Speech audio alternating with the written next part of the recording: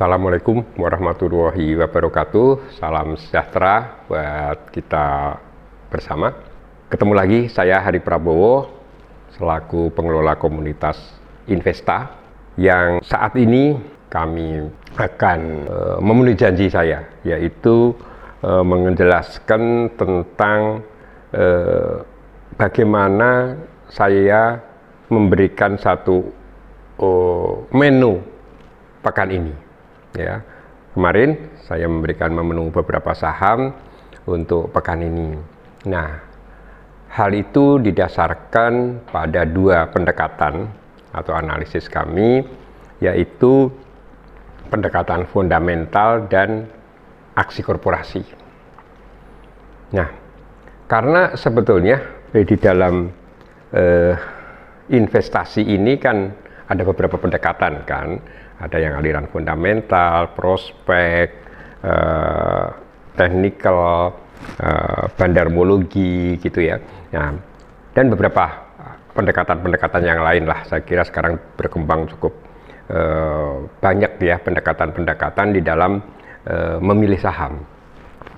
Tetapi kalau saya boleh menyampaikan bahwa sebetulnya kan kuncinya itu 3. Pilihan sahamnya benar, timingnya benar, harganya benar, gitu. Nah, ini yang 3 komponen inilah yang sebetulnya diperlukan di dalam hal investasi, memilih sahamnya benar, waktunya benar, harganya benar. Karena kalau salah satu salah itu bisa berakibat tidak sesuai dengan harapan-harapan kita sebagai investor. Nah, pada kesempatan ini saya ingin menjelaskan apa sih sebetulnya pendekatan fundamental itu dan bagaimana pendekatan aksi korporasi. Ya, jadi kalau fundamental itu pemilihan saham didasarkan pada kinerja, ya, kinerja daripada perusahaan tersebut. Ya. Dan sangat sederhana sekali ya buat saya. Jangan terlalu teman-teman investor jangan terlalu menganggap bahwa fundamental itu sulit begitu, tetapi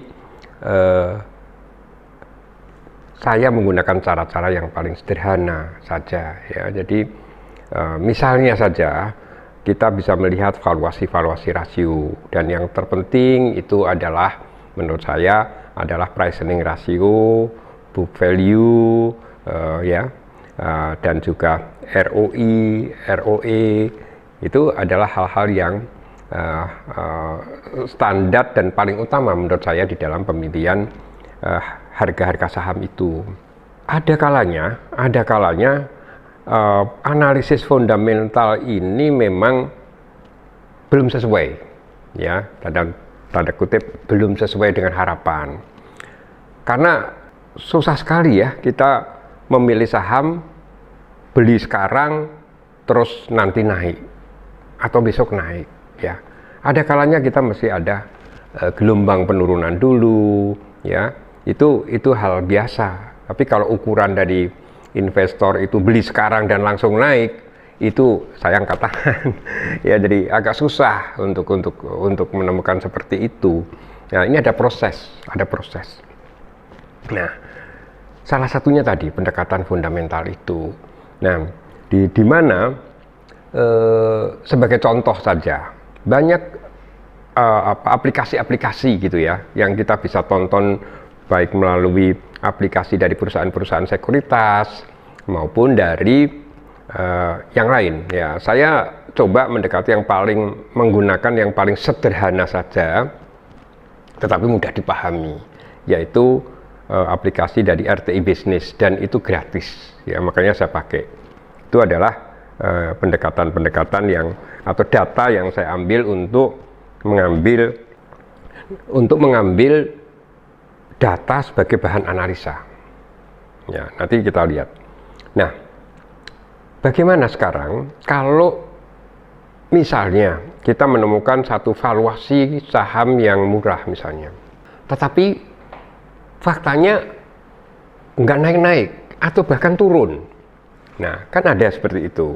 Kita beginilah cara berpikirnya. Kalau saya menemukan barang yang sudah saya analisis dan itu murah, ternyata faktanya murah lagi, ya, itu ya tinggal kita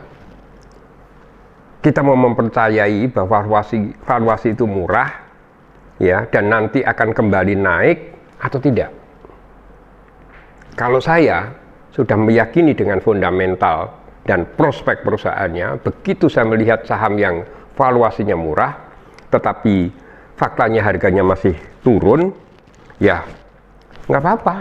Kita beli, turun lagi kita beli lagi. Kalau kita masih bercadangan cash, karena itu memang salah satu teknis untuk memperkecil harga pokok pembelian, itu adalah average down. Kalau kita masih meyakini saham itu akan kembali naik, dan kita meyakini bahwa valuasinya sudah murah, gitu. Karena memang harga saham ini kan tidak ditentukan hanya fundamental aja, ada variabel-variabel yang lain yang bisa menggerakkan harga saham. Tetapi sebagai mana keyakinan teman-teman misalnya, itu kalau memang ada keyakinan terhadap fundamental, ya harus yakin bahwa saham itu pada saat tertentu akan menyesuaikan fundamentalnya. Ya, jadi nggak usah galau gitu. Kalau ketika harga yang sudah valuasinya murah turun lagi, itu kesempatan menurut saya, peluang untuk masuk dengan harga yang lebih murah. Contoh saja ya, contoh kemarin itu saya mencoba menyajikan beberapa saham yang valuasinya murah ya. Anda bisa lihat nanti di bermacam-macam aplikasi ya, dan bisa nanti saya contohkan kalau kita membaca pakai RTI Bisnis seperti apa. Itu misalnya SMDR, ada Emlia, ya, ada Java, ada INKP, ada Tekim, LC, BPTN, ya, BNI. Itu adalah valuasi yang murah. Price earning ratio-nya itu di bawah 10. Ada yang 3, ya, ada yang 6.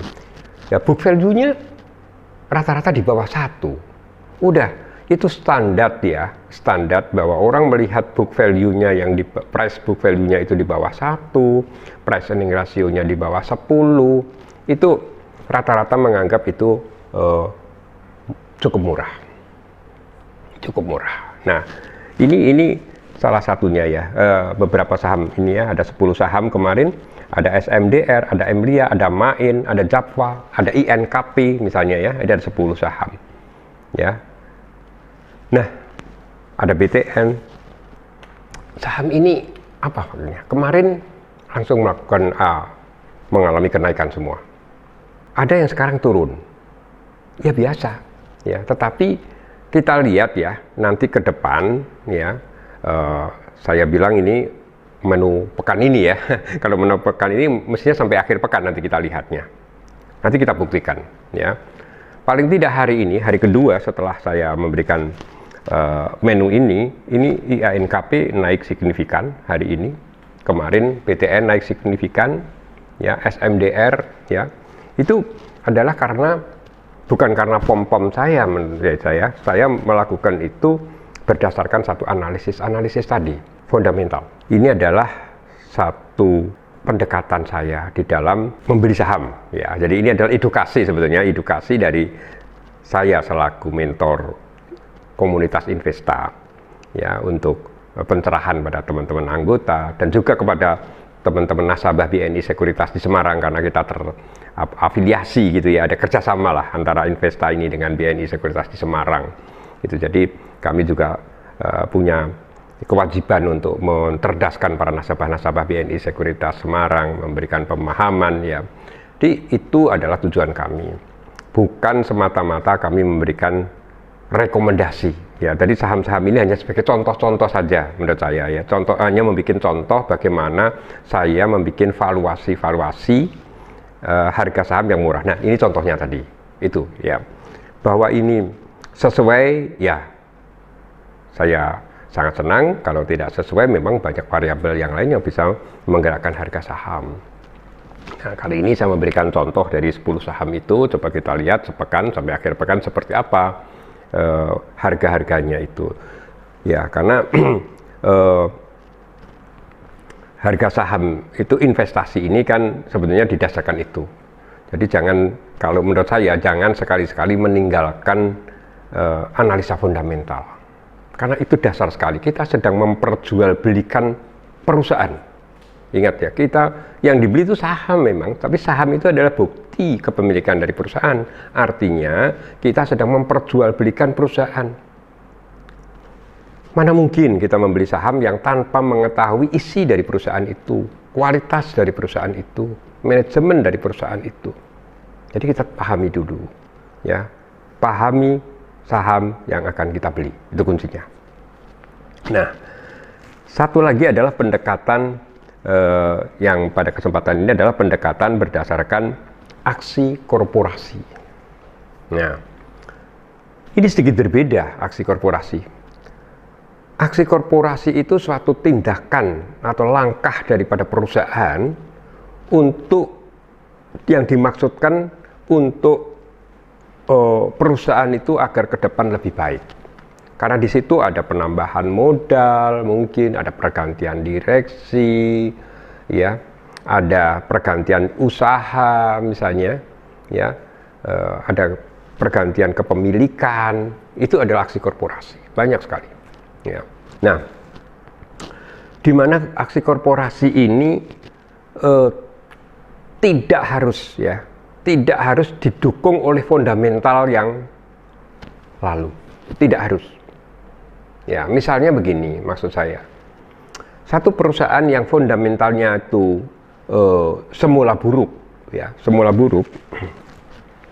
tetapi dengan aksi korporasi ini diharapkan perusahaan itu akan lebih baik ke depannya. Jadi ini kita lebih berhubungan dengan prospek.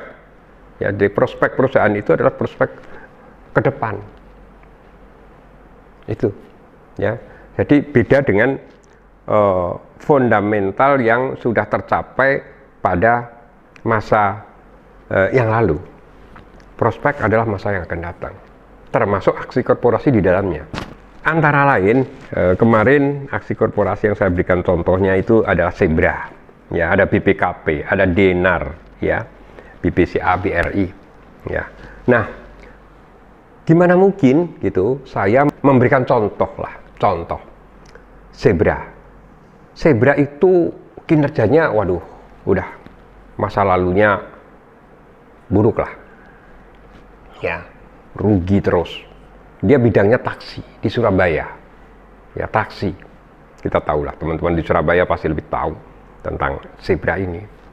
Nah, Zebra ini itu diakuisisi oleh satu perusahaan, ya, masih terafiliasi itu kakaknya atau apa dari Bapak Haritanu, ya. Setelah diakuisisi, bidang usahanya diganti, bidang kesehatan. Ya, jadi dari taksi ke bidang kesehatan. Setelah diambil alih, sekarang ini dalam tahapan right issue, penambahan modal. Jadi begitulah ya, manajemen ini ada yang sudah melihat perusahaannya terpuruk, udah biang, diam aja. Mungkin ada seperti itu.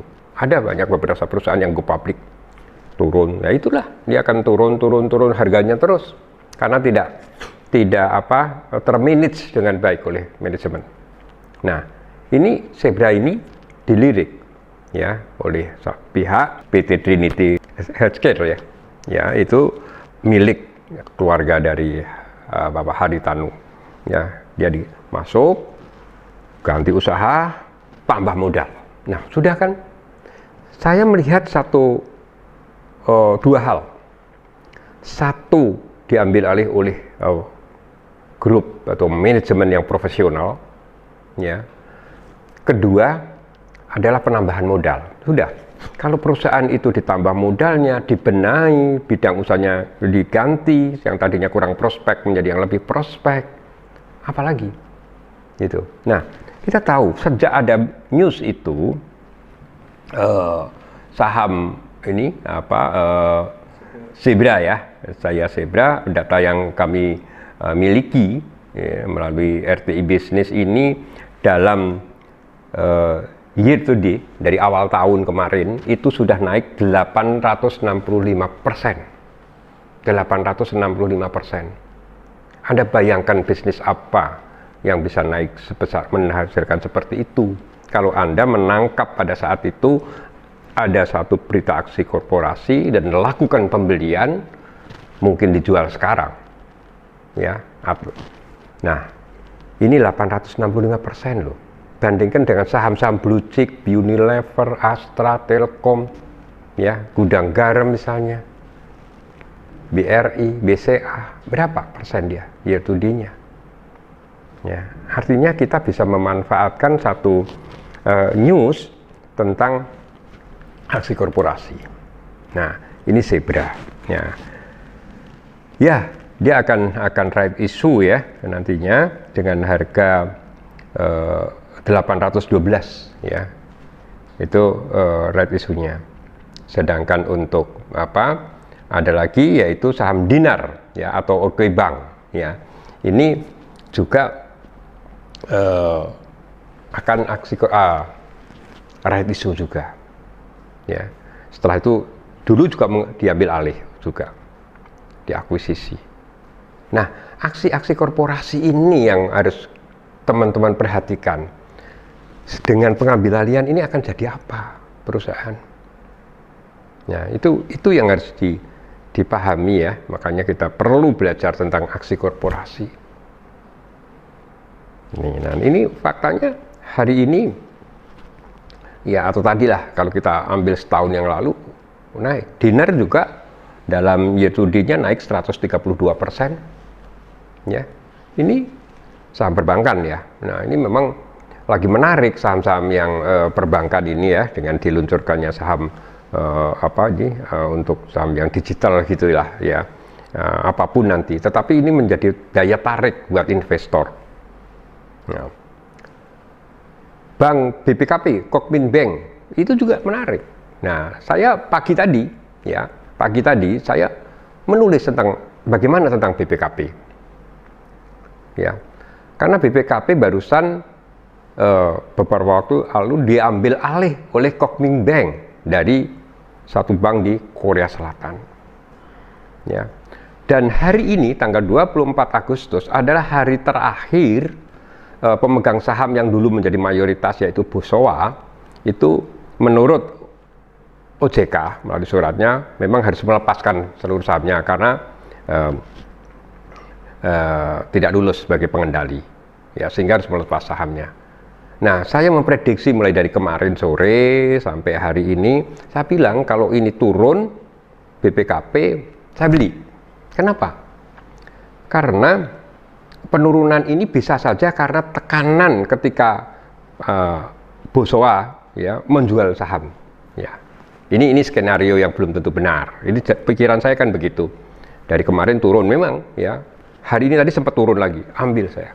Nah, siang ini sudah naik kira-kira 7% ya Bosowa ini. Dan prediksi saya lagi ke depan itu akan lebih baik. Ya, bahkan tulisan saya yang belum tentu benar, bukan suatu pom-pom, saya memprediksi akhir tahun bisa Rp1.000 untuk BPKP. Ya, kalau Anda sabar, tapi belum tentu benar ya, disclaimer semuanya. Ini adalah prediksi-prediksi saya ketika ketika Bukopin ini, Bank Kokmin Bukopin ya, ini nanti jadi pengendalinya adalah Kokmin Bank. Ya, mungkin akan dibenahi sedemikian rupa dan akan lebih maju. Itu. Nah, ini yang kita harapkan. Itu juga prospek kan namanya. Jadi kita view-nya ke depan. Itu salah satu contoh bagaimana saya membaca atau menganalisis pemilihan saham berdasarkan fundamental dan berdasarkan aksi korporasi. Itu yang saya jelaskan pada siang hari ini. Moga-moga bermanfaat dan silahkan diresapi nanti teman-teman komunitas Investa dan nasabah BNI Sekuritas dalam kesempatan bincang-bincang kopi petang dalam pekan ini juga, nanti apakah besok atau Jumat ya petang, biasanya kita selenggarakan sepekan sekali buat para teman-teman member komunitas dan juga nasabah BNI Sekuritas di Semarang bisa mengikuti dan bisa mempertanyakan, diskusi dengan kami ya tentang apa yang saya jelaskan melalui YouTube ini. Untuk itu kami berharap sekali buat teman-teman yang ingin menikmati edukasi ala Investa, ini silahkan ya masuk ke komunitas Investa ya dengan menghubungi HP admin kami Rinaldi 089 725 54169 atau menghubungi saya Hari Prabowo 0877 000 85334 ya. Nanti Anda akan dijelaskan bagaimana syaratnya Anda masuk di komunitas Investa ini, dan setelah masuk Anda boleh menikmati edukasi dari para mentor-mentor kami ya. Ada fundamental, ada technical, ada bandarmologi, ada aksi korporasi, ada psikologi trading secara free ya. Itu silahkan di sana dan bisa diskusi setiap saat dengan kami para mentor dan juga sesama grup Investa ya, member Investa melalui WhatsApp gitu. Demikian saya kira penjelasan saya pada siang ini, dan silahkan subscribe ya yang baru nonton, dan like ya supaya terus mengikuti. Kami akan intensif ya, saya janji akan intensif sekali untuk melakukan edukasi baik melalui YouTube maupun live melalui Zoom di acara Bincang-Bincang Kopi Petang. Terima kasih. Assalamualaikum warahmatullahi wabarakatuh.